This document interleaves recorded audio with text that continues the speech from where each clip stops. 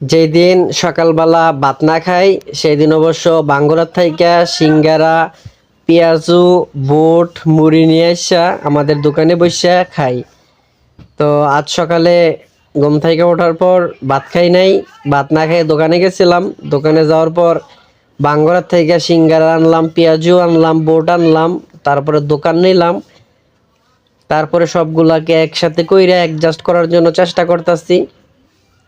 দোকানে ছিল আরও ৩-৪ জন ছিল, তো কারোর ততটা খাবার প্রতি ইন্টারেস্ট ছিল না, খিদাটা শুধু আমার ছিল।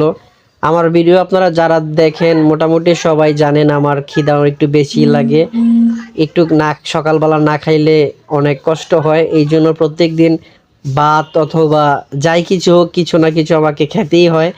তো প্রত্যেক দিনের মতো আজকে ভাত খাই নাই দেখে আজকে বাঙ্গুরা বাজার থেকে সিঙ্গারা বুট মুড়ি পেঁয়াজও নিয়ে আসলাম। যদিও মুড়ির হারে এগুলা কম হয়ে গেছে, তারপরও খাইছি, তো খাইলাম, আপনাদেরকে দেখাইলাম। এগুলা আপনাদের কাছে খাইতে কেমন লাগে সবাই কমেন্টে বললে যান।